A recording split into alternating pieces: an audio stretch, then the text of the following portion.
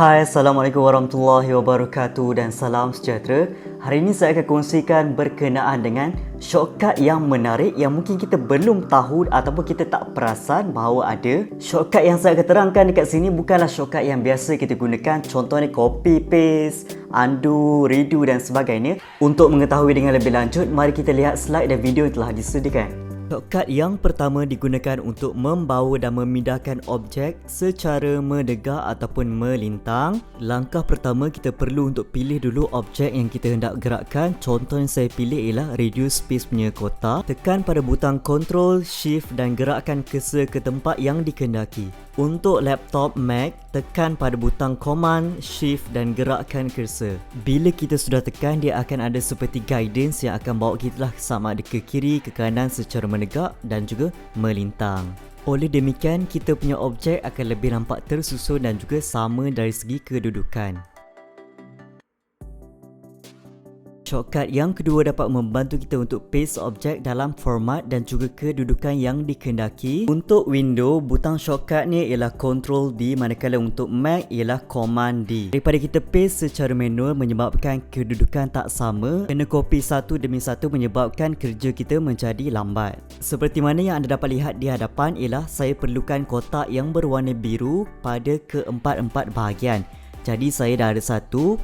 Tekan pada objek yang kita hendak copy, kemudian paste dahulu, tetapkan kedudukan. Lepas tu bila anda tekan Ctrl D semula, dia akan paste pada kedudukan yang sama. Shortcut key yang ketiga ialah grouping ataupun satukan beberapa objek. Kalau anda semua dapat lihat di hadapan, kita ada gambar rajah, kita ada graf dan juga beberapa jenis nota di bahagian tepi. Ini semua ialah objek dan juga entiti yang berbeza, maksudnya diletakkan secara berasingan lah satu demi satu.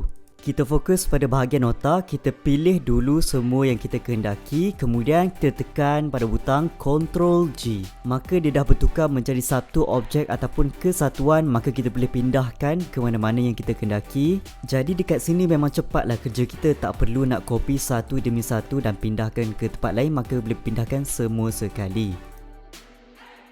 Shortcut yang keempat ialah untuk kita ungroup ataupun leraikan semula kita punya grouping tadi. Caranya ialah kita pilih kesatuan objek tadi, kemudian tekan pada butang Ctrl, Shift dan G. Manakala untuk Mac, tekan pada butang Command, Option, Shift dan G. Selesai itu, objek akan kembali terasing dan juga kita boleh edit satu demi satu. Shortcut key yang kelima ialah untuk kita buat garisan ataupun objek secara lurus. Kita selalu menggunakan garisan untuk kita labelkan pada bawah perkataan, kita buat pada ruang kosong jawapan dan sebagainya. Perasan ataupun tidak, kadang-kadang garisan kita itu nampak sengit dan juga tidak kemas. Untuk mendapatkan line yang lurus, kita perlu untuk pilih line pada objek dulu, pilih je apa-apa, kemudian letakkan di tempat yang kita mahu, kemudian tekan butang Shift dan gerakkan cursor. Dia akan seolah-olah kita dibantu oleh garisan yang lurus sama ada melintang ataupun menegak. Shortcut key yang keenam ialah jump to slide ataupun pergi kepada slide yang tertentu. Contoh dalam satu pembentangan ada audiens kita yang cakap saya nak rujuk pada slide yang kelima, boleh? Jadi cara dia, pada mode present kita tekan nombor slide, kemudian tekan enter, kemudian kita akan terus direct kepada slide tersebut. Misalnya slide tersebut nombor 5, tekan nombor 5 dan tekan enter. Untuk Mac, boleh tekan Shift, Fn dan F10. Oleh demikian, tak perlulah kita kembali semula satu demi satu untuk kita sampai kepada slide yang nombor 5 tersebut. Shortcut yang ketujuh ialah kita menukarkan perkataan kepada huruf besar dan huruf kecil. Langkah pertama, kita perlu untuk pilih dulu perkataan dan juga ayat yang kita mahukan, kemudian tekan pada butang Shift F3. Kalau kita tekan berulang kali akan menyebabkan kembali kepada huruf kecil semuanya. Shortcut ini juga boleh bantu kita kalau kita nak buat title ataupun tajuk sesuatu konten kan. Cara ini lebih cepat daripada kita cari butang pada bahagian atas. Shortcut yang ke-8 ialah kita resize objek secara sepadu ataupun menyeluruh.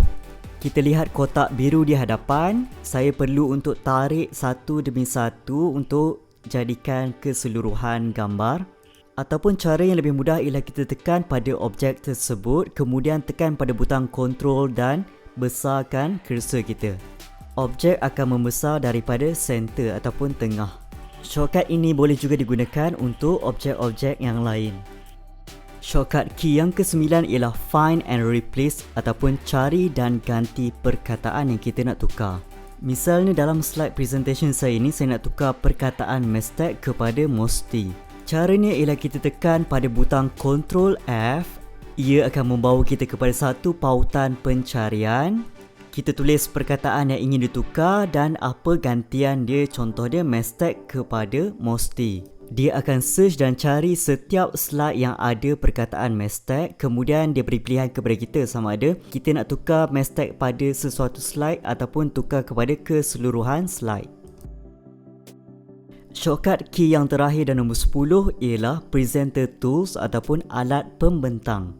Kelebihan shortcut key ialah memberikan kita alatan untuk membentang, contohnya dia bagi marker, pemadam, pen dan banyak lagi.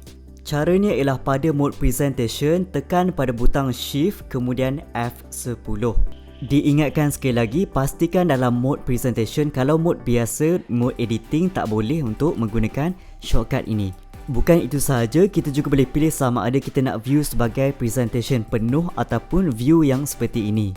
Diharapkan dengan penjelasan dan penerangan telah diberikan sebentar tadi dapat memahamkan kita berkenaan dengan cara untuk menggunakan shortcut dengan cara yang betul, dan juga kepada yang belum like, share dan subscribe, sila lakukan demikian untuk membantu SK Studio.